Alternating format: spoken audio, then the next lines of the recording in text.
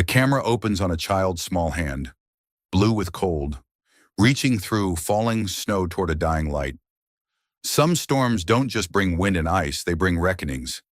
Cut to a man's weathered hands gripping a wrench, then releasing it as he hears a sound that will change everything.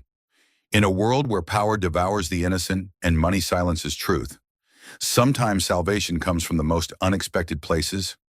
Sometimes it takes a man who has lost everything to fight for someone who still has something left to lose. The sound of expensive car engines cutting through a blizzard, shadows moving with purpose. A little girl's whispered confession. I wasn't really lost.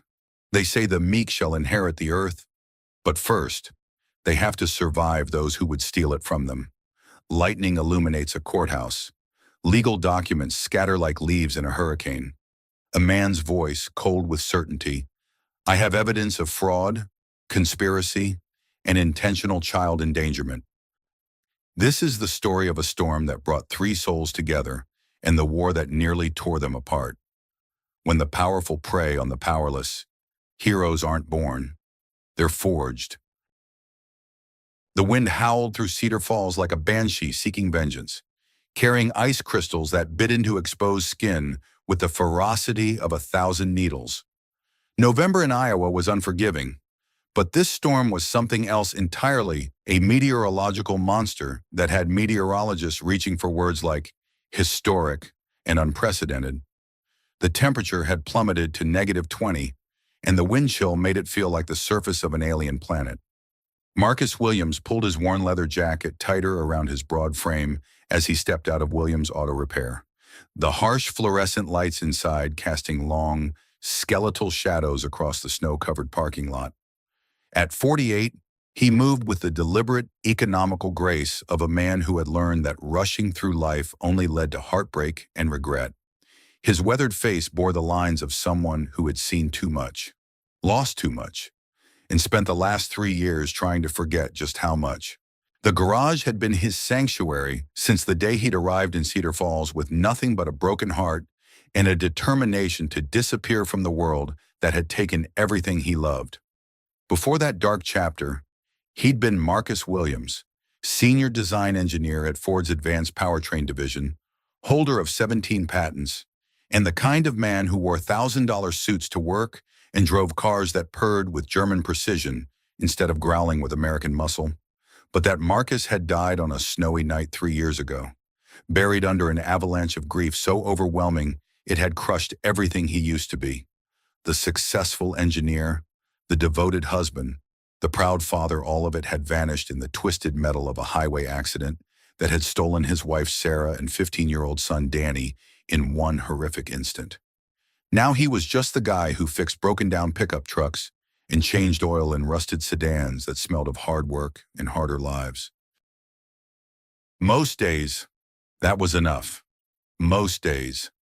The simple satisfaction of taking something broken and making it whole again filled the hollow spaces where his heart used to beat with purpose.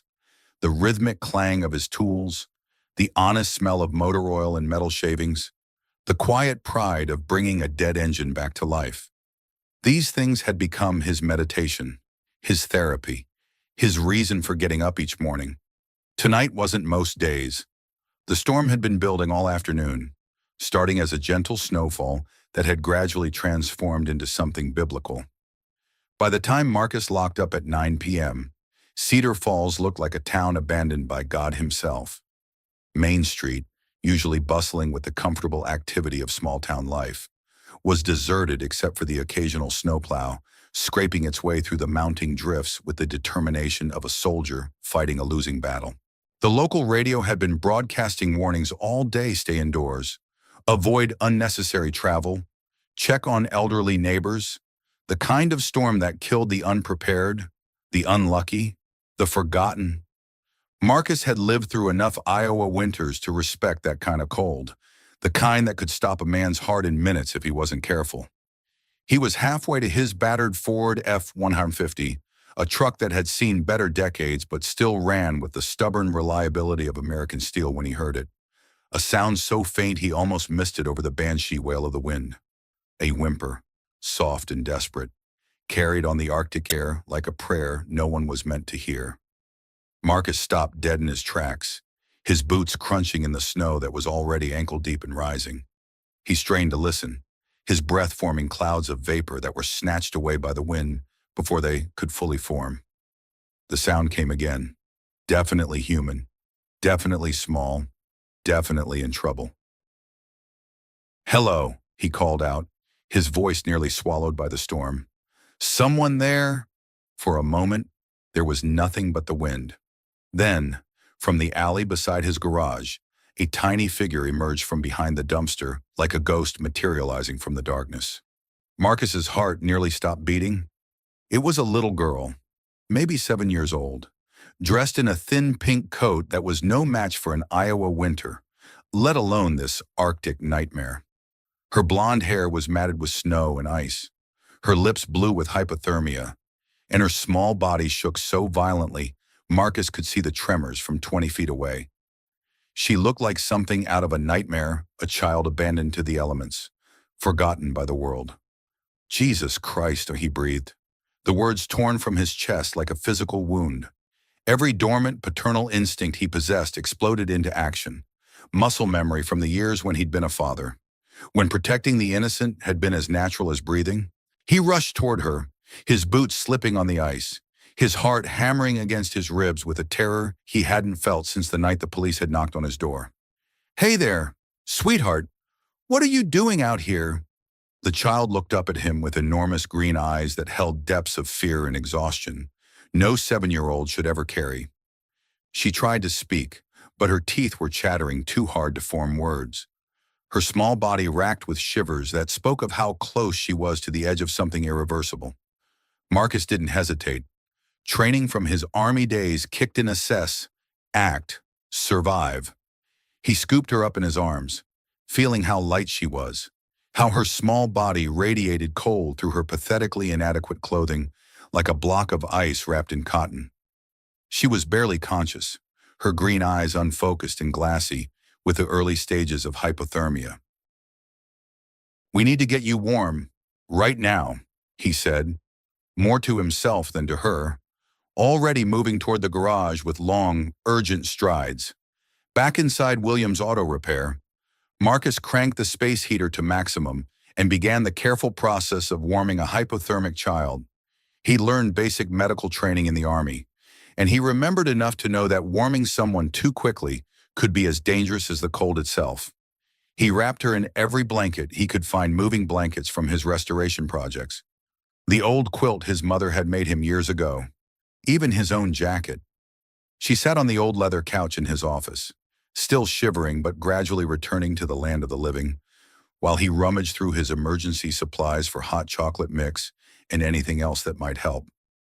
"Can you tell me your name?" he asked gently, kneeling in front of her with a steaming mug wrapped in a towel so she wouldn't burn her frozen fingers.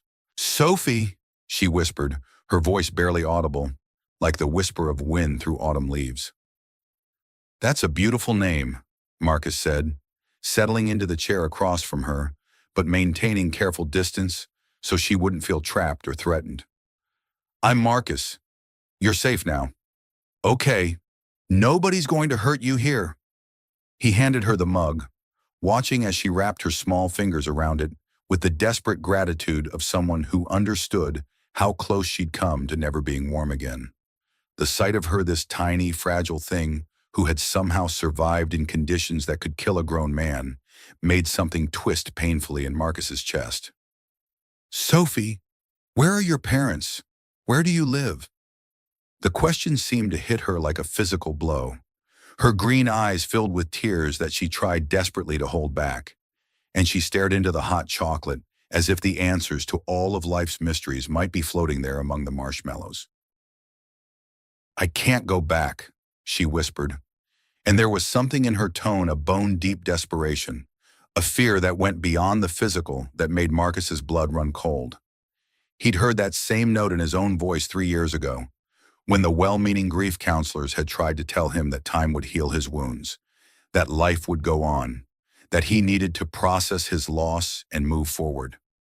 The sound of someone whose world had shattered so completely that the pieces could never be put back together.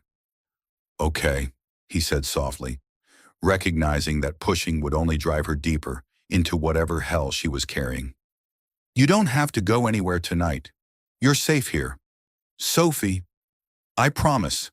And so Marcus Williams, who had spent 3 years avoiding human connection like it was a contagious disease, found himself sitting up all night watching over a frightened little girl, wondering how the hell he was going to handle this situation come morning, and trying to ignore the way her presence was already starting to crack the walls he'd built around his heart. Every hour, he checked on her, adjusting blankets, taking her temperature with an old thermometer from his first aid kit, making sure she was breathing steadily. By 4 a.m., her shivering had stopped and some color had returned to her cheeks, but she still looked fragile as spun glass.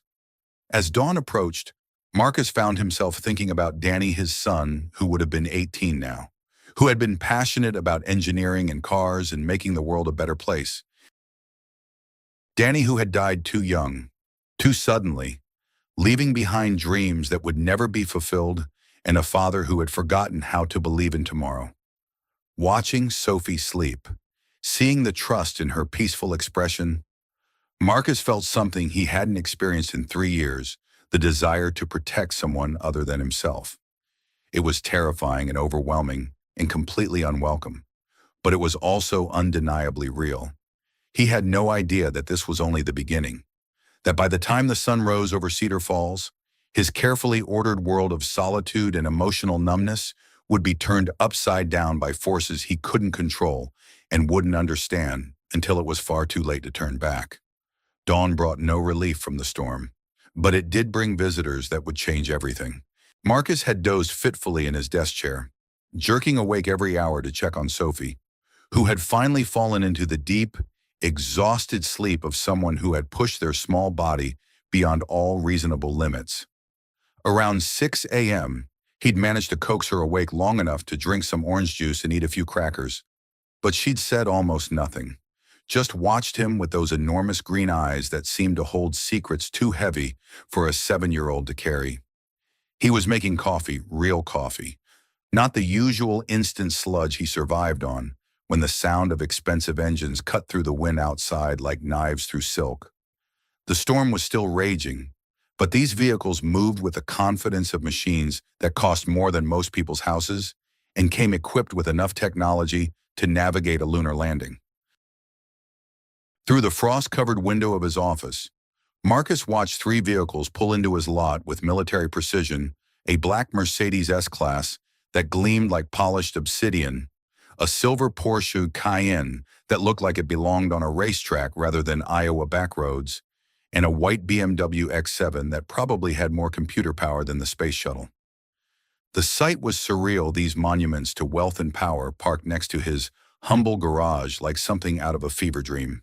In Cedar Falls, a luxury vehicle was usually a Ford F-150 with working air conditioning and fewer than 200,000 miles on the odometer. These cars belonged in Manhattan or Beverly Hills, not in a small Iowa town where the biggest excitement was usually the Friday night high school football game. The Mercedes door opened first, and out stepped a woman who commanded attention like a force of nature. Even from a distance, Marcus could see that she was in her early 40s, with platinum blonde hair pulled into a severe bun that spoke of absolute control and discipline. She wore a tailored black coat that probably cost more than Marcus made in 3 months, and moved with the fluid confidence of someone who had never doubted her place in the world. But it was her eyes that caught his attention, ice blue and sharp as laser beams, scanning the scene with the calculated precision of a general surveying a battlefield. This was a woman who was used to being the smartest person in the room, used to getting what she wanted, used to having her orders followed without question. She marched toward the garage like she owned not just the building, but the entire town, her heels clicking sharply against the icy pavement, despite conditions that would have sent most people sprawling. The sound was rhythmic, authoritative, the percussion of power in motion. The 2 other vehicles disgorged what looked like security personnel, serious men in dark suits who moved with the fluid economy of former military or law enforcement. They flanked her at a respectful distance, alert but not obviously threatening, The kind of protection that whispered rather than shouted about the importance of the person they were guarding. Marcus glanced back at Sophie, who was awake now and watching the approaching entourage with an expression he couldn't quite read. Fear, recognition, something else entirely. Her small hands clutched the blanket he'd wrapped around her, and he could see tension creeping back into her small frame. "Sophie," he said quietly, "do you know who that is?" She nodded slowly, her voice barely above a whisper. "That's my mom." Marcus felt the pieces of the puzzle click into place with the finality of a lock closing. This was Sophie's mother, the polished, powerful woman whose 7-year-old daughter had been wandering the streets in a blizzard that could have killed her.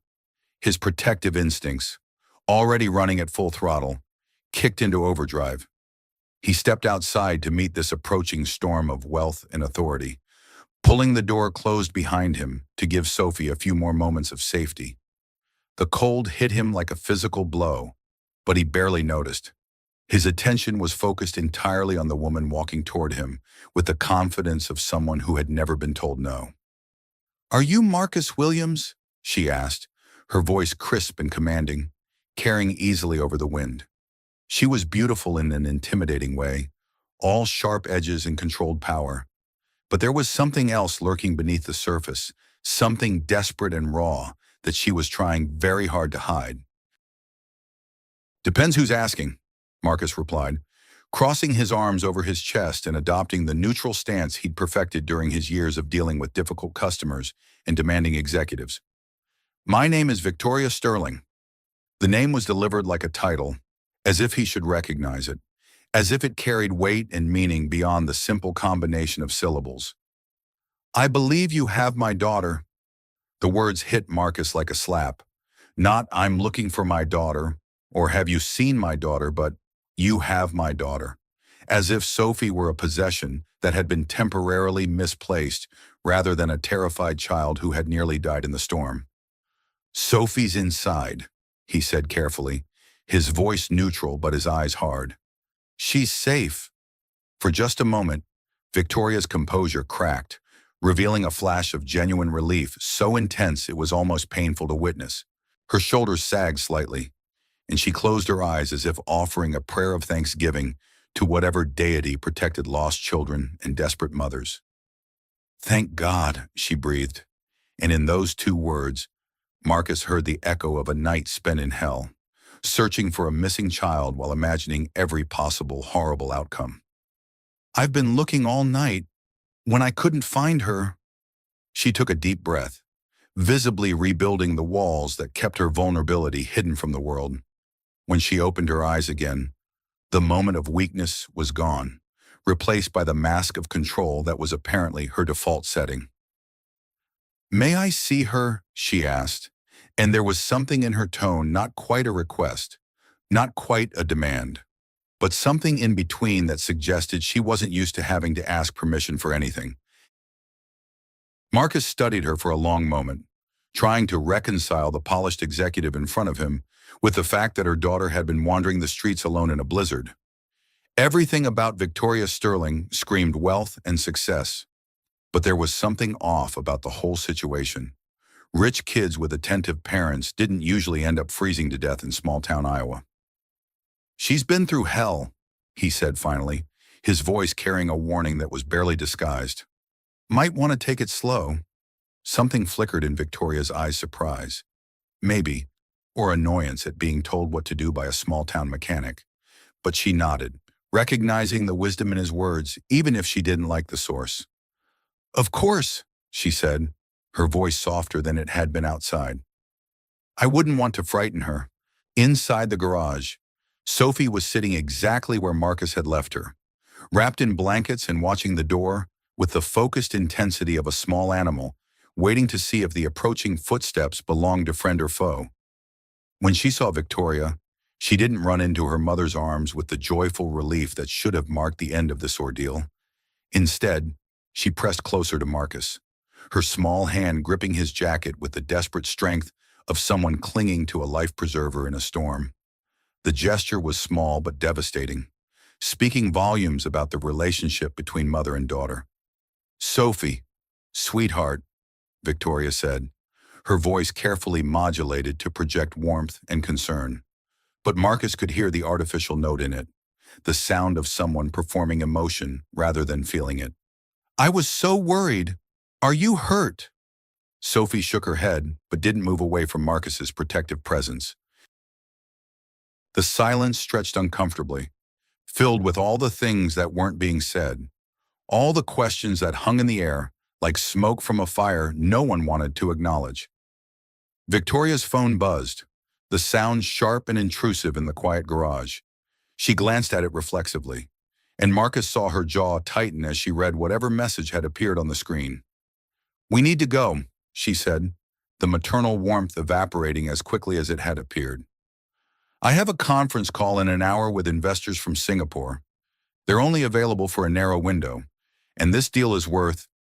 She stopped mid-sentence, perhaps realizing how that sounded. But the damage was already done. Marcus felt his temper rise like mercury in a thermometer, but he kept his voice level. Maybe Sophie should rest a bit more, he suggested, his tone carefully neutral. She's been through a trauma. Victoria's eyes snapped to his, and for a moment, he saw the real woman beneath the corporate armor, exhausted, struggling, and drowning in responsibilities she didn't know how to balance. But there was also something else, something almost defensive, as if she was used to having her parenting questioned and had developed thick skin about it. Mr. Williams, she said carefully, I appreciate what you've done for Sophie. More than you know, but she needs to come home now. Do you, Marcus asked and looking down at Sophie, want to go home? It was a simple question, but it carried enormous weight. Sophie looked up at him with those serious green eyes, then at her mother, then back at him. Her small hand tightened on his jacket, and that was answer enough. Victoria's phone buzzed again, more insistently this time. She glanced at it with barely concealed frustration, and Marcus could see the internal battle playing out across her features, duty to her child versus duty to her business, motherhood versus the demands of a world that waited for no one. When she looked back up, Marcus saw something he hadn't expected: vulnerability. Raw, honest vulnerability that she probably didn't let many people see. Mr. Williams, she said quietly, could we talk privately?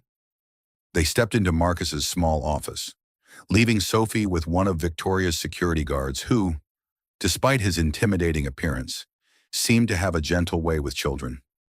Marcus had noticed the man's eyes soften when he looked at Sophie, the way he'd automatically lowered himself to her height when introducing himself. Former military, probably, maybe with kids of his own. I don't know what she told you, Victoria began, then stopped, running a perfectly manicured hand over her face in a gesture that was purely human, completely at odds with her polished exterior. I'm not good at this. The mother thing. Marcus waited, sensing there was more coming, recognizing the sound of someone standing on the edge of a confession they weren't sure they were ready to make. Sophie's father and I divorced 2 years ago, Victoria continued, her voice barely above a whisper. It was ugly, very public, very messy. Since then, she's been angry, distant. I thought if I just worked harder, made more money, I could give her everything she needed. The best schools, the best clothes, the best opportunities. Her voice trailed off, and Marcus could hear the unspoken end of that sentence. But none of it was enough. When's the last time you just sat with her? Marcus asked gently. No phones, no meetings, no agenda. Just sat. Victoria was quiet for a long moment, and when she answered, her voice was so soft he almost didn't hear it. I can't remember. The admission hung in the air between them like a bridge across a chasm, connecting two worlds that had seemed impossibly far apart just moments before. Marcus saw this powerful woman who seemed to have everything and recognized the same kind of loss he'd been carrying for 3 years, the loss of connection, of purpose, of the ability to believe that love was something you could trust. She's not pulling away because she doesn't love you, Marcus said quietly. She's pulling away because she thinks you don't love her. Victoria's eyes filled with tears. She quickly blinked away, but not before Marcus saw them. In that moment, the corporate executive disappeared, and all that was left was a mother who was drowning and didn't know how to ask for help. "What am I supposed to do?" she asked, and there was genuine desperation in her voice. "I have a company to run, hundreds of employees depending on me, deals worth millions of dollars that can't be delayed. I can't just—" "What good is all that if you lose her?" Marcus interrupted, the words carrying more weight than he'd intended. The question hit Victoria like a physical blow. She stared at him, and Marcus saw the exact moment when her carefully constructed world began to crack, when the foundation she'd built her life on revealed itself to be made of sand rather than stone. "I don't know how to be what she needs," Victoria whispered, and in those words, Marcus heard an echo of his own struggles, his own failures, his own desperate desire to be better than he was. Marcus felt an unexpected surge of sympathy. This woman, who seemed to have everything he'd lost: success, money, a child who was still alive and breathing, was drowning in her own way, struggling with the same fundamental question that had haunted him for 3 years. How do you love someone when you're not sure you remember how?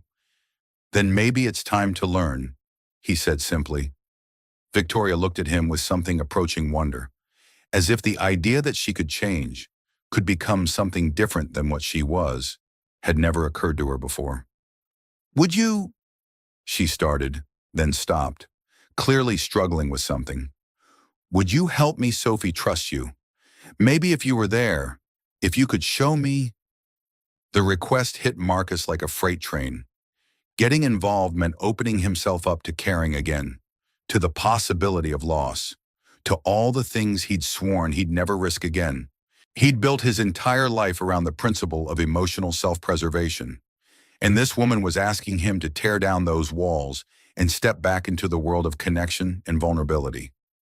But then he thought of Sophie's small hand in his, the way she'd looked at him with such desperate trust, the sound of her voice when she'd whispered, "I can't go back." He thought of Danny, of all the children in the world who needed someone to stand up for them, to fight for them, to care enough to get involved even when it was dangerous. "Okay," he said quietly, sealing both their fates with a single word. "I'll help." What Marcus didn't know was that this simple agreement would change all their lives in ways none of them could imagine, setting in motion a chain of events that would test everything they thought they knew about love, family, and the price of second chances. Victoria's relief was palpable, but there was something else in her eyes, a flicker of hope that she was trying very hard not to acknowledge, as if hoping for something better was a luxury she couldn't afford, a risk too great to take. "Thank you," she said simply, and in those 2 words, Marcus heard the beginning of something that would either save them all or destroy them completely. He just wasn't sure which. 3 days after the storm, Marcus found himself in a position he'd never imagined, sitting in the passenger seat of a Mercedes S-Class, being driven through the wealthy suburbs of Des Moines toward a world that might as well have been on another planet. Victoria had called him the morning after Sophie's rescue, her voice carrying a note of determination that hadn't been there before. "Sophie wants to see you," she'd said simply, "and I think I need to see how you do it. Do what? Connect with her? Make her feel safe?" There had been a pause. Then, "Make her smile." Now, as they pulled through wrought iron gates that probably cost more than Marcus's entire garage, he was beginning to understand the magnitude of the world Sophie lived in. The Sterling estate was massive, a sprawling Tudor revival mansion that looked like something out of Architectural Digest, complete with perfectly manicured lawns, topiary gardens, and a circular driveway large enough to host a car show. "Impressive," Marcus said, his voice carefully neutral. Victoria glanced at him, perhaps trying to gauge whether there was judgment in his tone. "It was Richard's choice," she said quietly. "My ex-husband. He said we needed to project success. That image was everything in business. And now it feels like a museum. Beautiful, expensive, and completely empty of anything that matters." The honesty in her voice surprised him. Victoria had been different since their conversation in his garage, less polished, more real, as if she'd decided to stop performing and start being human. It was a subtle change, but Marcus noticed the way she moved differently, spoke differently, as if she'd removed some invisible armor that had been weighing her down. Inside the house, Sophie came running down a grand staircase that belonged in a palace, her small feet barely making a sound on the polished marble. She launched herself into Marcus's arms with the kind of unrestrained joy that made his chest tight with emotion he'd thought was long dead. "Marcus, you came," her voice echoed in the cavernous foyer, bouncing off walls that were decorated with expensive art and empty of any sign of actual family life. "Hey there, kiddo," he said, swinging her around in a circle that made her giggle. "How are you feeling?" "Better. Mom let me stay home from school today, and we made pancakes together." Sophie's excitement was infectious, but Marcus noticed the way Victoria watched them interact, as if she were studying a foreign language she desperately wanted to learn. "You made pancakes?" Marcus looked at Victoria with raised eyebrows. "Actual cooking," Victoria smiled, and it was the first genuine smile he'd seen from her. "Well, Sophie made them. I mostly supervised and tried not to burn down the kitchen." They spent the afternoon in Sophie's playroom, a space that was larger than Marcus's entire apartment and filled with enough toys to stock a small store. But what struck him most was how Sophie interacted with all these expensive possessions. She played with them, but there was no real joy in it, no sense of attachment or ownership. They were just objects filling space in her life. What she really wanted was attention. When Marcus sat on the floor and asked her to show him her favorite book, her whole face lit up. When he really listened to her elaborate explanation of the dollhouse drama she'd created, she blossomed like a flower turning toward the sun. Victoria watched from the doorway, taking mental notes on every interaction. Marcus could see her analyzing, trying to decode the secret of connection she'd somehow missed. But when he caught her eye and gestured for her to join them, she hesitated. "I don't want to interrupt," she said. "Sophie?" Marcus said. "Why don't you show your mom that story you were telling me about the princess and the dragon?" For a moment, Sophie looked uncertain, as if she wasn't sure her mother would be interested. But Victoria settled onto the floor beside them, expensive skirt and all, and gave Sophie her complete attention. "Tell me about the princess," she said. And Marcus heard something in her voice he hadn't heard before: genuine curiosity about her daughter's inner world. What followed was magical. Sophie, encouraged by her mother's attention, launched into an elaborate tale involving a brave princess, a misunderstood dragon, and a kingdom that needed saving. Victoria listened with the focused intensity she probably brought to million-dollar business deals, asking questions and making suggestions that showed she was really hearing what Sophie was saying. For the first time, Marcus saw the family they could be, but as the afternoon wore on, he also began to notice things that didn't quite add up. Like the way Victoria's phone rang constantly, but she kept letting it go to voicemail with increasingly worried glances, or how she mentioned needing to talk to the accountants with a tension in her voice that spoke of more than routine business matters. Most telling was a brief conversation he overheard when Victoria stepped out to take a call she couldn't ignore. Her voice was low, but in the marble-floored house, sound carried. "I understand the timeline, but I need more time." "No, I can't liquidate that asset yet. Carol, I'm trying to hold this together, but I need you to buy me another week."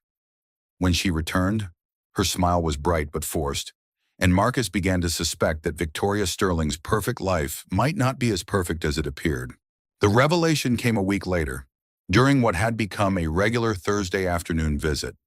Marcus was helping Sophie build an elaborate blanket fort in the living room, much to the horror of the housekeeper, who clearly wasn't used to seeing furniture rearranged for the purposes of childhood imagination.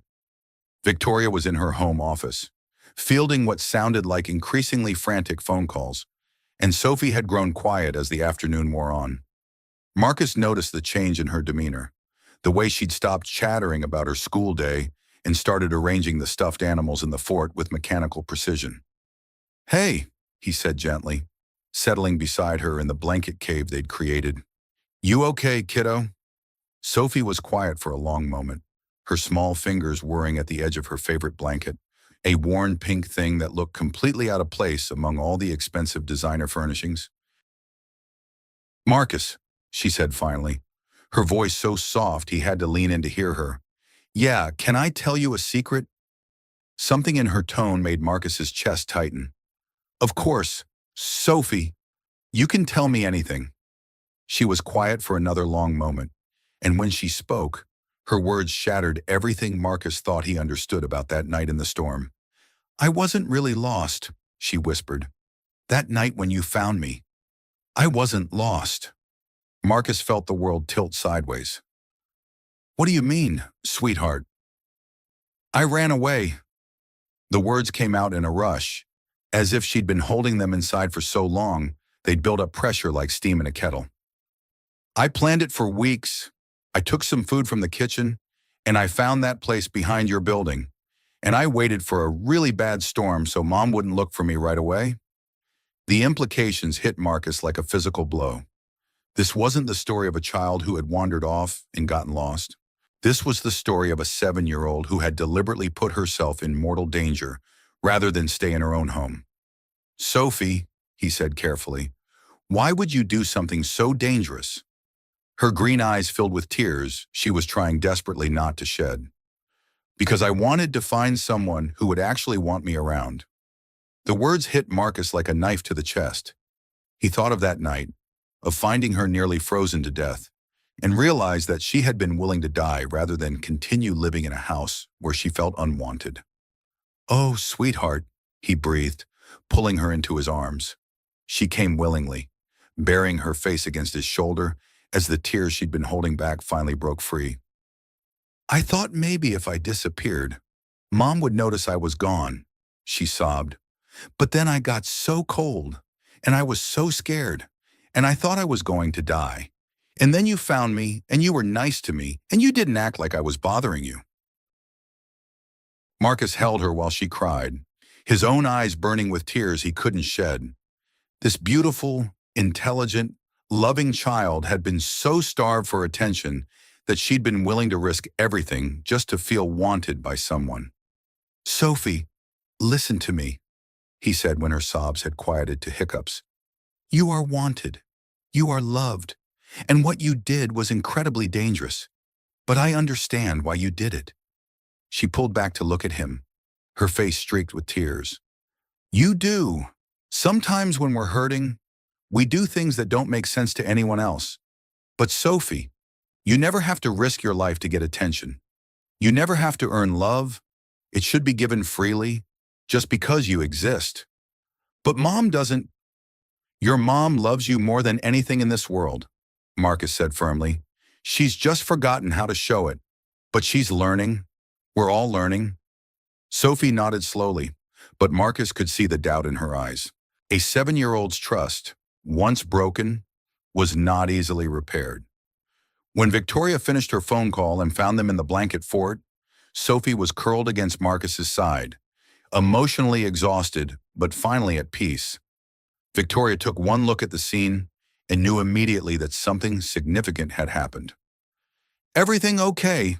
she asked, settling beside them. Marcus met her eyes over Sophie's head. "We need to talk." Later, after Sophie had fallen asleep in the fort and been carried to her bed, Marcus told Victoria everything. He watched her face cycle through disbelief, horror, and finally a grief so profound it was painful to witness. "She ran away," Victoria whispered, sitting in her pristine living room with her head in her hands. "My baby girl was so desperate to feel loved that she was willing to die rather than stay here with me." "Victoria, what kind of monster does that make me?" Her voice broke completely. "What kind of mother fails so completely that her child would rather freeze to death than—" "Stop!" Marcus's voice was firm enough to cut through her self-recrimination. "You're not a monster. You're a woman who got so caught up in providing for your daughter that you forgot she needed you more than she needed anything you could buy her." Victoria looked at him with eyes full of tears. How do I fix this? How do I undo that kind of damage? The same way you fix anything else, Marcus said simply. One day at a time, one choice at a time, one moment of real connection at a time. Victoria nodded slowly, and Marcus saw something change in her expression, a resolution, a determination that went deeper than any business decision she'd ever made. I'm going to do better, she said quietly. I have to do better. She deserves so much more than what I've been giving her. Yes, Marcus agreed. She does, and so do you. That night, as Marcus drove home through the quiet streets of Cedar Falls, he realized that he'd crossed a line he'd sworn he'd never cross again. He was emotionally invested in these two people, connected to their story in a way that made him vulnerable to loss all over again. But for the first time in 3 years, that didn't terrify him as much as it should have. What he didn't know was that forces were already moving against them, that enemies were gathering in the shadows, and that the fragile new family they were building was about to face challenges that would test everything they thought they knew about love, loyalty, and the price of happiness. 2 weeks into their tentative partnership, Marcus began to notice the cracks in Victoria's perfect facade. They were small things at first, the way she hesitated before suggesting dinner at an expensive restaurant, as if calculating costs in her head. The way her smile grew tight when Sophie asked for new art supplies. The increasingly frantic nature of the phone calls she thought no one could hear. The truth came crashing down on a gray Thursday afternoon in early December. Marcus had arrived at the Sterling estate for his weekly visit with Sophie. But instead of the usual warm greeting, he was met by Carol Martinez, Victoria's assistant, whose normally professional demeanor was cracking under obvious strain. She's in her office, Carol said quietly, her voice carrying a weight that immediately put Marcus on alert. The accountants are here. It's not good. Marcus found Victoria in her home office, staring out at the winter landscape with the hollow expression of someone watching their world burn. Financial documents were scattered across her antique desk like the debris of an explosion, and her usually perfect composure was nowhere to be found. Victoria, he said softly from the doorway. She turned, and Marcus was shocked by what he saw. This was a woman on the edge of complete collapse, all her careful control finally cracking under pressure that had apparently been building for months. Her eyes were red-rimmed with exhaustion and unshed tears. Her usually immaculate hair was disheveled, and her hands shook slightly as she reached for her coffee cup. Marcus. Her voice was flat, defeated, carrying none of the warmth or determination he'd grown accustomed to hearing. You're early. What's going on? For a moment, he thought she wouldn't answer. That, like a dam finally giving way under too much pressure, everything poured out in a torrent of desperate honesty. I'm broke, she said simply, the words falling into the room like stones into still water. Or close enough to make no difference. The company's hemorrhaging money has been for months. I've been selling everything I own just to keep the doors open and my employees paid. Marcus stared at her, pieces of a puzzle he hadn't even known existed finally clicking into place. The cars, the clothes, this house. Leased, borrowed, bought on credit I can't afford. Victoria laughed, but there was no humor in it, only the bitter sound of someone who had run out of options. Even this office, I'm 3 months behind on the mortgage. She stood and walked to the window with jerky, mechanical movements, like a marionette being controlled by an inexperienced puppeteer. Outside, snow was beginning to fall again, coating the perfectly manicured grounds in a blanket of white that made everything look clean and pristine and utterly false. I built Sterling Properties from nothing, she continued, her voice hollow with exhaustion. Scraped and clawed my way up from a trailer park in Tulsa to this, she gestured at the opulent office around them. And now it's all falling apart. Marcus processed this information, understanding now why Sophie had felt so neglected, why Victoria always seemed stressed and distracted, why there was an underlying current of desperation beneath her polished exterior. What happened? He asked gently.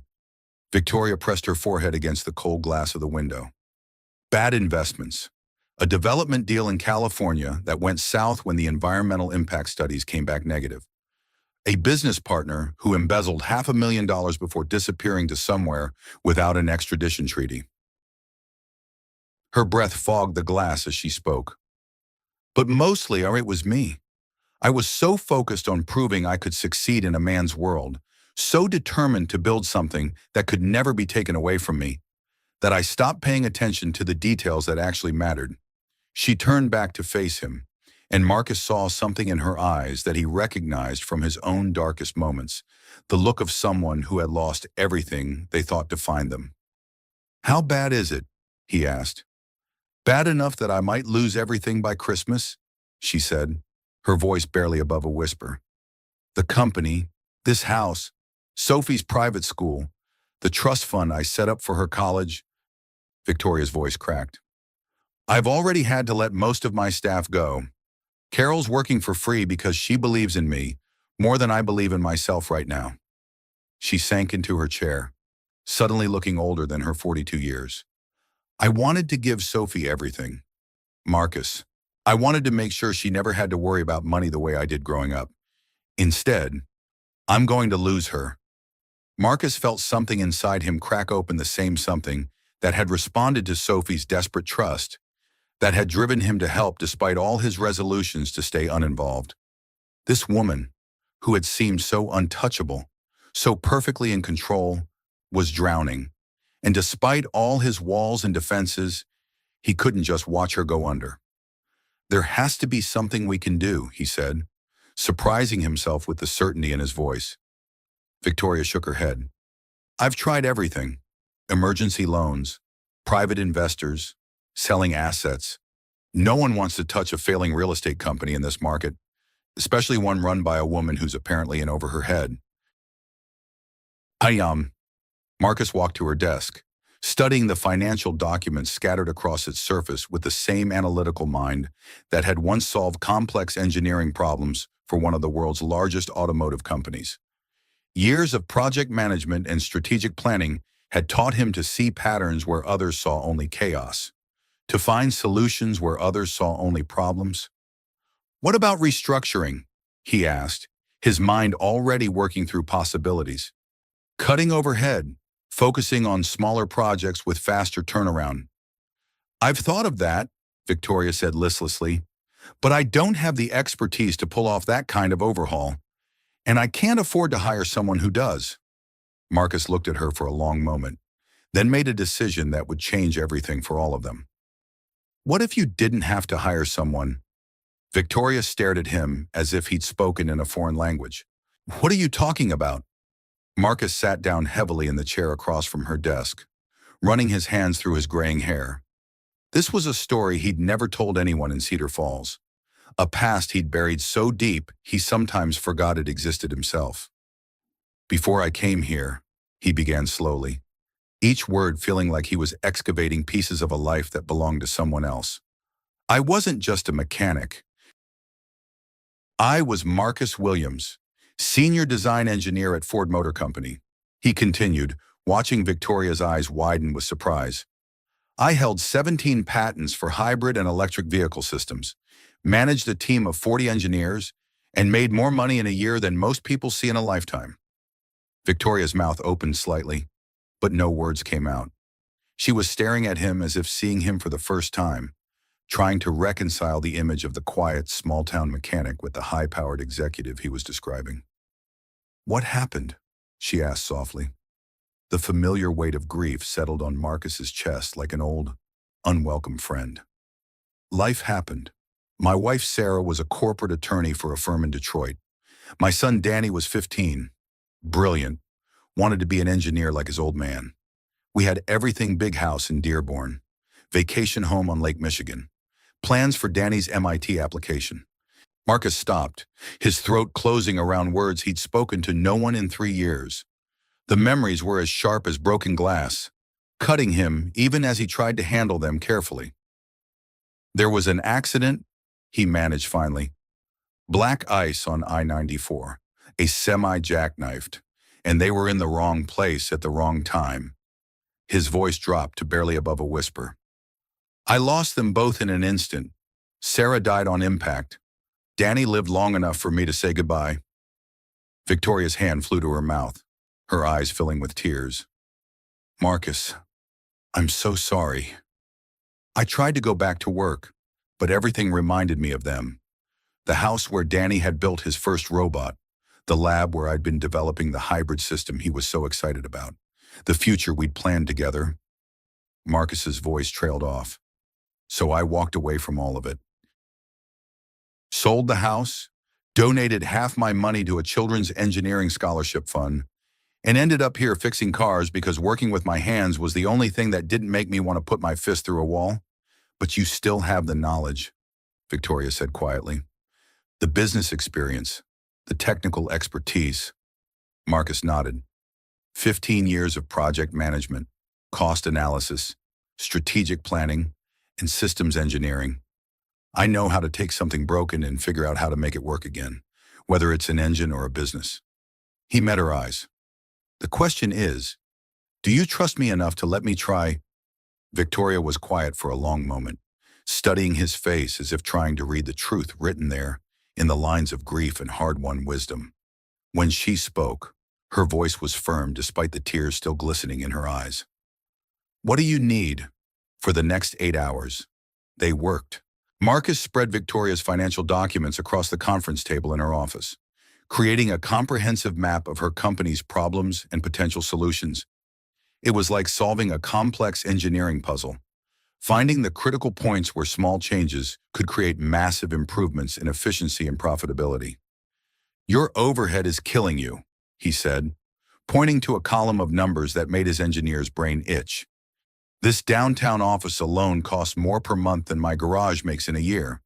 And for what clients don't choose real estate developers based on how expensive their offices are. But image is everything in commercial real estate, Victoria protested. Clients expect a certain level of sophistication.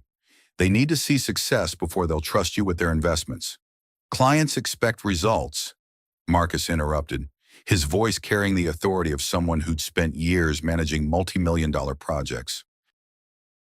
They don't care if you're working out of a renovated warehouse as long as you can deliver what they need on time and under budget. He pulled up a spreadsheet on Victoria's laptop, his fingers flying over the keys with the confidence of someone who'd done this analysis countless times before. Numbers flowed across the screen: expense projections, revenue forecasts, cash flow analyses that painted a clear picture of what needed to happen.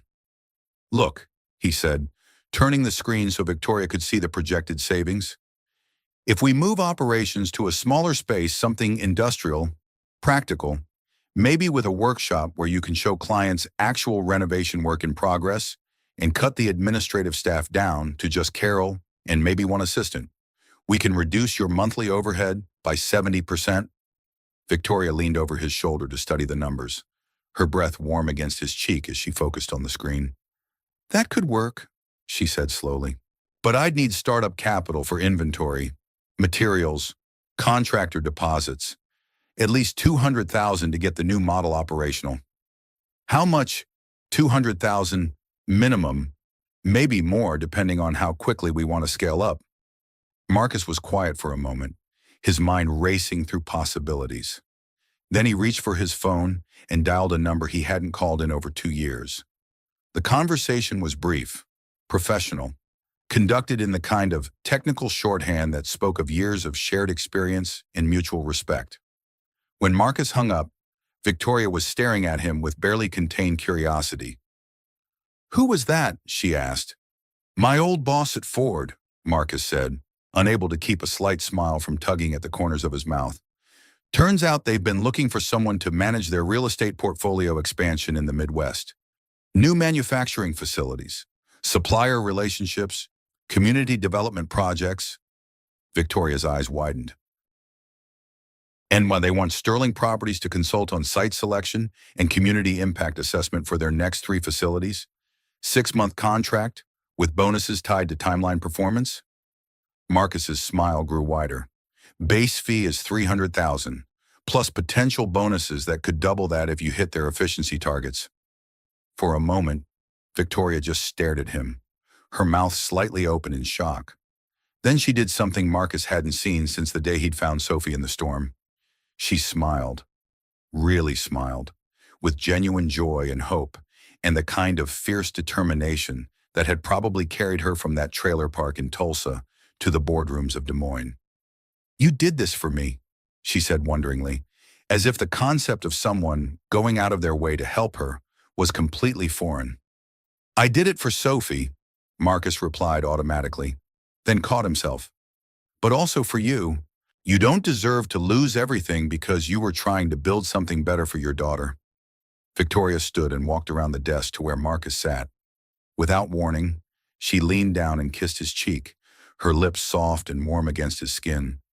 The gesture was simple, innocent, but it sent an electric shock through Marcus's system that had nothing to do with the business arrangement they'd just discussed. "Thank you," she whispered, her voice thick with emotion. "I don't know how to repay you for this." Marcus felt something stir in his chest, something he'd thought was dead and buried in the rubble of his old life.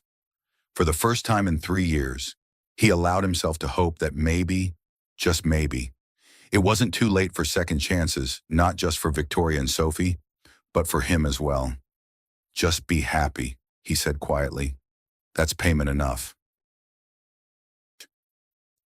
But even as he spoke the words, Marcus couldn't shake the feeling that they were standing on the edge of something much bigger than a business turnaround. There were forces at work here that none of them fully understood, connections forming that would be tested in ways they couldn't imagine. And somewhere in the back of his mind, a voice whispered that happiness was a fragile thing, and that some people would do anything to destroy it rather than let others possess what they themselves had lost. Over the next month, the transformation was nothing short of miraculous. Victoria closed her expensive downtown office and moved Sterling Properties to a renovated warehouse space on the outskirts of Des Moines, a cavernous building with exposed brick walls, polished concrete floors, and enormous windows that flooded the space with natural light. Marcus worked alongside her 16 hours a day, applying the same systematic approach that had made him successful at Ford to the challenge of rebuilding her company from the ground up. They developed new business plans, streamlined operational procedures, and created a client presentation system that emphasized practical results over corporate flash. But more importantly, Victoria was finally learning to be a mother. She picked Sophie up from school every day, helped with homework at the kitchen table instead of in a formal study, and actually listened when her daughter talked about her friends, her fears, her dreams. The change in Sophie was immediate and profound. The scared, desperate child Marcus had found in the storm was blossoming into a confident, happy little girl who laughed easily and hugged freely. Marcus found himself drawn deeper into their lives with each passing day, becoming not just a business advisor, but a friend, a surrogate father figure to Sophie, and something to Victoria that he was still afraid to name. The walls he'd built around his heart were crumbling stone by stone, and despite his lingering fears about loss and vulnerability, he found he didn't want to stop the process. It was perfect. It was beautiful. It was everything none of them had dared to hope for, which was exactly why Marcus should have known it couldn't last. The attack came on a Tuesday morning in mid-December, swift and devastating as a lightning strike designed to destroy everything they'd built. Marcus was in Victoria's new office, reviewing contractor bids for their first Ford facility project, when Carol burst through the door with a look of pure panic on her normally composed face. Her usually perfect professional appearance was disheveled, her hands shaking as she clutched a legal document like it contained a death sentence. "Victoria, you need to see this immediately," Carol said, her voice tight with barely controlled fear. "It was just served by a process server, hand-delivered." She thrust the document into Victoria's hands with trembling fingers. Marcus watched Victoria's face drain of all color as she read, her lips moving silently as she processed words that seemed to hit her like physical blows. "What is it?" Marcus asked, but even as he spoke, he could see the answer in Victoria's expression, pure, unadulterated terror. Victoria's voice was barely a whisper when she finally spoke. "Richard's filing for full custody of Sophie," Marcus felt the world tilt sideways, gravity seeming to shift as the implications hit him. Richard Sterling, Victoria's ex-husband, the man she'd divorced 2 years ago after discovering his affairs with multiple women. In all their conversations about the past, Victoria had barely mentioned him except to say the divorce had been finalized and he'd moved to California to pursue some vague business opportunities. On what grounds? Marcus demanded, moving to read over Victoria's shoulder. The answer was right there in black and white, laid out in legal language designed to destroy lives with surgical precision. Petitioner alleges that respondent has demonstrated gross negligence in child care, evidenced by minor child's recent endangerment incident, and has since formed inappropriate relationships that compromise the child's welfare and emotional stability. He knows, Victoria said numbly, her voice carrying the flat tone of someone in shock. About Sophie running away. About you. About everything. Marcus felt ice forming in his veins as the full scope of the threat became clear. Someone had been watching them, documenting their lives, building a case designed to paint Victoria as an unfit mother and him as some kind of predatory influence.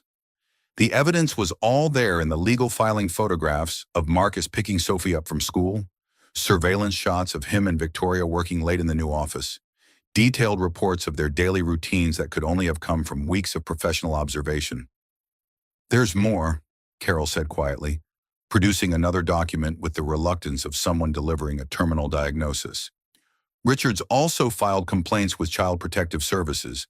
They're opening a formal investigation. Victoria collapsed into her chair as if her legs had simply given out, the legal papers scattering around her like the debris of an explosion.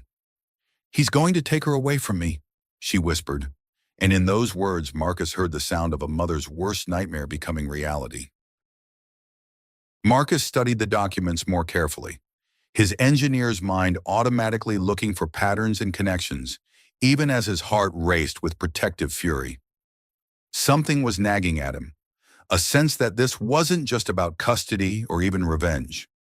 The timing was too perfect, the evidence too comprehensive, the legal strategy too sophisticated for a man who had supposedly been absent from Sophie's life for 2 years. Victoria, he said slowly, when did your company's financial problems start the real problems, not just the cash flow issues? About 8 months ago, she said listlessly, still staring at the custody papers as if they might change if she looked at them long enough. Why does that matter?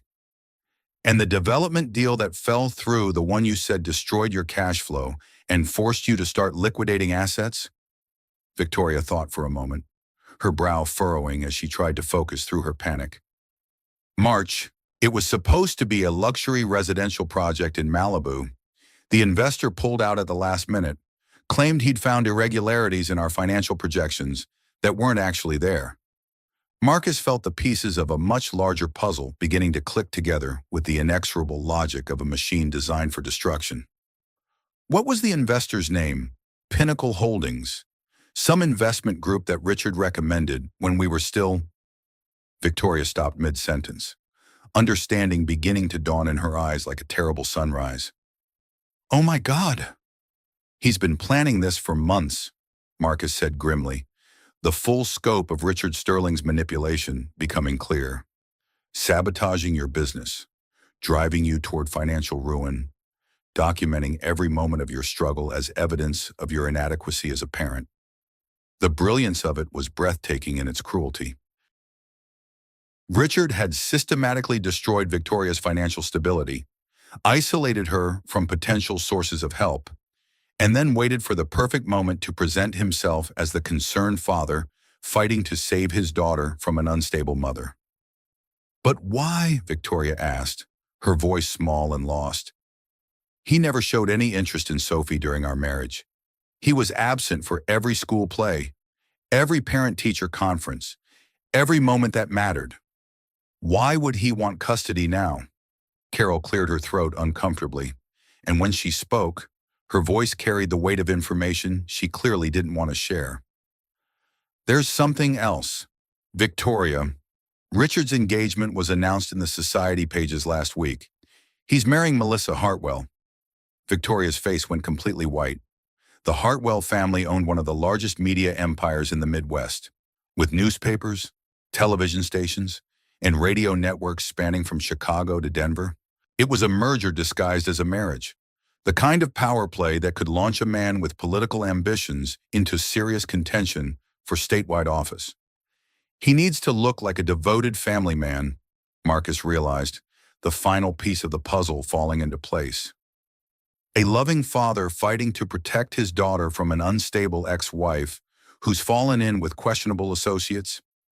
He's going to use Sophie as a prop in his political ambitions, Victoria whispered, the full horror of the situation finally sinking in. Marcus felt a rage unlike anything he'd experienced since the day he'd lost his own family. This wasn't just about custody or money or even revenge. This was about a man who was willing to traumatize his own daughter and destroy the woman who loved her, all in service of his own ambitions. "Not if I can help it," he said quietly, and there was something in his voice that made both women look at him with surprise. Victoria's eyes filled with a different kind of fear, not just for herself and Sophie, but for him. "Marcus, if you get involved in this fight, Richard will destroy you too. You have no idea how ruthless he can be, how many powerful people owe him favors." "Neither does he," Marcus replied, and for the first time since reading the custody papers, he smiled. It wasn't a pleasant expression. The war began in earnest the next day, fought with legal briefs instead of bullets, but no less deadly for all that. Richard's lawyers filed emergency motions to restrict Victoria's access to Sophie, pending the custody hearing, presenting carefully curated evidence of her financial instability, her questionable associations, and Sophie's recent cry for help in running away from home. They painted a picture of a mother so focused on her failing business that she'd endangered her child and then turned to a drifter mechanic with a troubled past for emotional support. The local media, undoubtedly influenced by Richard's new connections to the Hartwell media empire, picked up the story with enthusiasm. Headlines appeared across Des Moines, painting Victoria as a negligent mother who had endangered her child and then formed an inappropriate relationship with a man whose background raised serious questions about his suitability around children. The attacks were surgical in their precision, designed to destroy Victoria's reputation and credibility, while positioning Richard as the concerned father trying to save his daughter from an increasingly unstable situation. Stories appeared detailing Victoria's business failures, her company's near bankruptcy, and her pattern of poor judgment that had allegedly put Sophie at risk. But Richard Sterling had made one crucial mistake in his carefully orchestrated campaign of destruction. He'd underestimated Marcus Williams. Marcus might have spent 3 years hiding from his past, living a deliberately small life in a deliberately small town, but he hadn't forgotten how to fight, and he'd learned something in his years of grief and loss that Richard's privileged life had never taught him. When you've already lost everything that matters, you have nothing left to fear. The counterattack began with a series of phone calls to people Marcus hadn't spoken to in years, but who remembered his work, his integrity, and the debts they owed him for past favors. "Tom, it's Marcus Williams. Remember that favor you said you owed me after the emissions scandal investigation I'm ready to collect?" Tom Bradley had been Marcus's roommate at Michigan, a brilliant engineer who'd gone into federal law enforcement instead of automotive design. Now he was a senior investigator with the FBI's White-Collar Crimes Division, and he owed Marcus for information that had helped crack one of the biggest corporate fraud cases in automotive history. "Marcus, Jesus, where have you been? I heard about Sarah and Danny. Man, I'm so sorry. I'm calling about something else. Tom, I need you to look into a guy named Richard Sterling and his financial dealings over the past year. Specifically, any connection to a company called Pinnacle Holdings." "What kind of timeline are we talking about? Yesterday would be good. Tomorrow might be too late." Tom was quiet for a moment. Then, "This must be important if you're calling in that marker.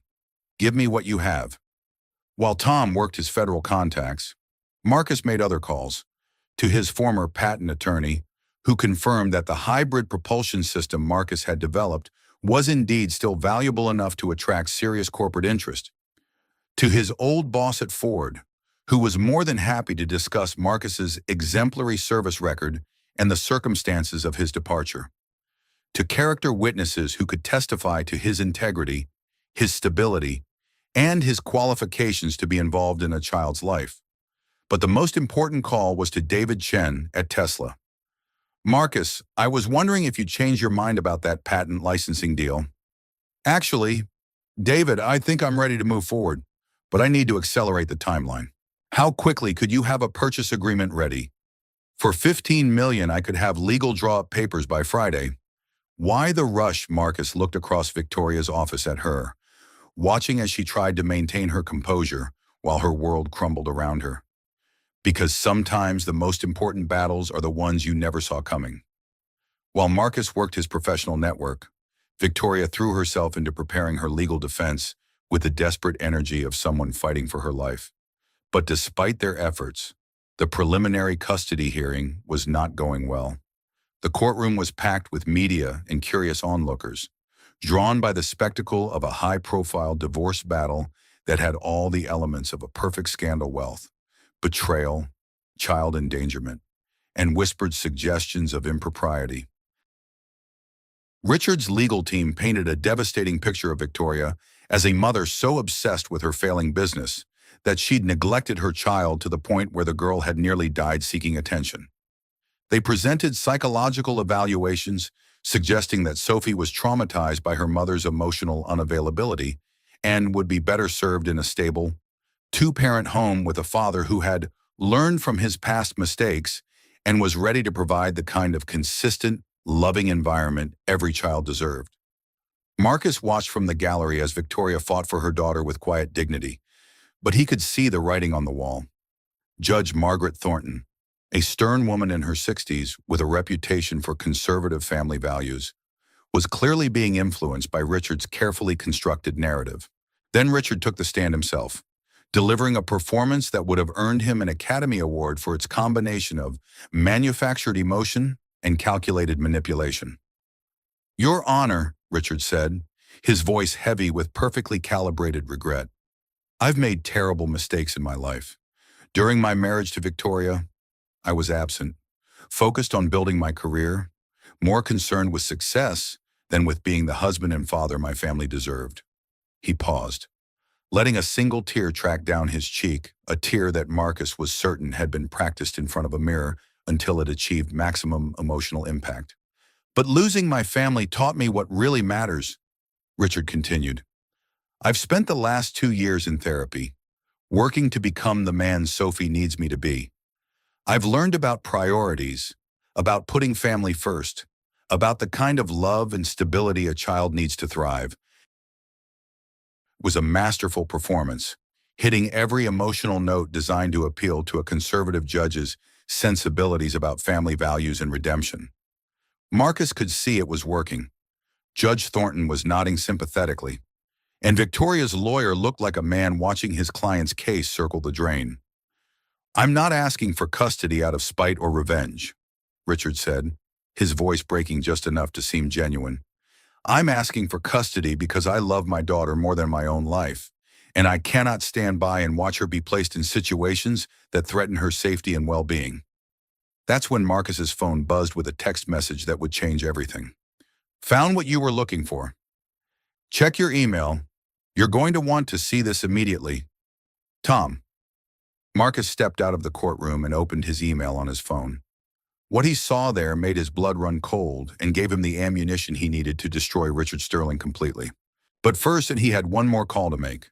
One final piece to put in place for what would either be the most spectacular legal victory in Iowa family court history or the most catastrophic failure of his life.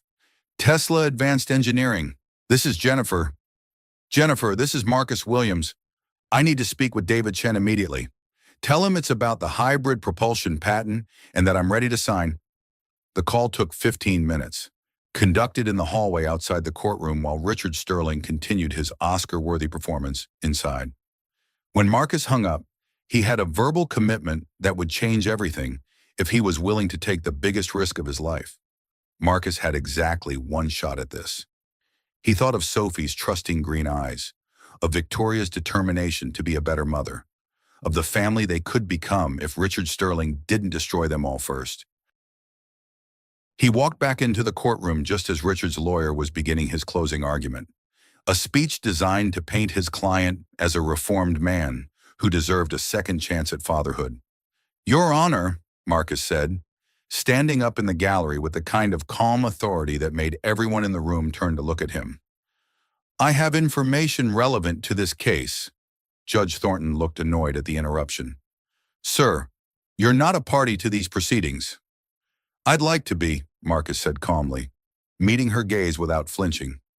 "I have evidence of fraud, conspiracy, stalking, and intentional child endangerment that this court needs to hear before making a decision that will affect Sophie Sterling's entire future." Richard spun around in his seat, his face pale beneath his perfect tan. For the first time since Marcus had known of his existence, Richard Sterling looked genuinely afraid. Judge Thornton considered for a moment, clearly torn between her desire to maintain courtroom order and her curiosity about what this confident stranger might have to say. "Approach the bench," she said finally. What happened next would become legend in Cedar Falls legal circles, talked about in coffee shops and barber shops for years to come. Marcus Williams, representing himself with nothing but righteous fury and an engineer's methodical approach to problem solving, systematically dismantled Richard Sterling's entire case with the precision of a master craftsman taking apart a flawed machine. "Your Honor," Marcus began, his voice carrying the quiet authority of someone who had commanded respect in boardrooms and engineering labs around the world. "My name is Marcus Williams. I'm a former senior design engineer at Ford Motor Company, holder of 17 patents related to hybrid and electric vehicle technology. And I'm here today because Richard Sterling's petition for custody is based on a foundation of lies, manipulation, and criminal fraud." Judge Thornton raised an eyebrow. "Those are serious accusations, Mr. Williams." "Yes, they are, and I can prove every one of them." Marcus approached the bench with the measured confidence of someone presenting a technical briefing to Ford's executive committee. From his jacket, he produced a thick folder of documents that he'd compiled over the past 48 hours with the help of his FBI contact and other professional allies. "First," he said, laying out a series of bank records and corporate filings, "Mr. Sterling has been stalking and harassing Victoria Sterling for over 8 months through a fake investment company called Pinnacle Holdings. These documents show that Mr. Sterling created this shell company specifically to sabotage Ms. Sterling's business by making fraudulent investment offers and then withdrawing them at critical moments." He placed a series of financial documents on the judge's desk. Bank records show payments from Mr. Sterling's personal accounts to private investigators who have been conducting illegal surveillance of Ms. Sterling and her daughter for months. Under Iowa law, this constitutes criminal stalking. Richard's lawyer started to object, but Marcus continued without pause. "Second, Mr. Sterling's entire case is based on the premise that Ms. Sterling is financially unstable and that I am an unemployed drifter with questionable motives for being involved in Sophie's life." Marcus smiled slightly. "As of this morning, both of those assertions are demonstrably false." He pulled out his phone and dialed a number on speaker. "Your Honor, I'd like you to speak with David Chen, Senior Vice President of Tesla Advanced Engineering." The courtroom fell silent as Chen's voice filled the space through the phone's speaker. "David, can you confirm for the court the nature of our business arrangement?" "Certainly, Marcus. Tesla has entered into an exclusive licensing agreement for Mr. Williams's hybrid propulsion system patent portfolio. The deal closed this morning for an initial payment of $15 million, with additional royalties that could reach $50 million over the next decade." The silence in the courtroom was deafening. Victoria stared at Marcus with shock and wonder, while Richard looked like a man watching his entire world collapse in real time. "Furthermore," Chen continued, "Mr. Williams has informed us that he intends to use a significant portion of these proceeds to establish the Sarah and Daniel Williams Foundation for Children's Safety and Education. with Sterling Properties serving as the exclusive real estate development partner. Marcus looked directly at Richard as he continued his systematic destruction of the man's case. Your Honor, Mr. Sterling's petition alleges that I am an unemployed mechanic with no stable income or prospects, and that Ms. Sterling is financially irresponsible. As of today, I am worth approximately $15 million, and Ms. Sterling's company has just been awarded a multi-million-dollar contract that will ensure her financial stability for years to come. He turned back to Judge Thornton. But more importantly, Your Honor, I have evidence that Mr. Sterling's real motivation for seeking custody has nothing to do with love for his daughter and everything to do with his political ambitions. Marcus laid out the final set of documents emails obtained by his FBI contact from a federal investigation into campaign finance violations. These emails, obtained through a federal investigation I cannot discuss in detail, show that Mr. Ronna Sterling's engagement to Melissa Hartwell is contingent on his ability to present himself as a devoted family man. The Hartwell family has made it clear that their media empire's support for his gubernatorial campaign depends on his image rehabilitation, and custody of Sophie is a key component of that strategy. Judge Thornton read through the emails, her expression growing darker with each page. When she looked up, her voice was cold with judicial fury. Mr. Sterling, are you telling this court that you are seeking custody of your... The camera slowly pulls back from a simple kitchen window, where three figures sit around a table, golden light spilling across their faces as snow falls gently outside. In the end, it wasn't money that saved them. It wasn't power or influence or the machinery of justice. It was something much simpler and infinitely more rare.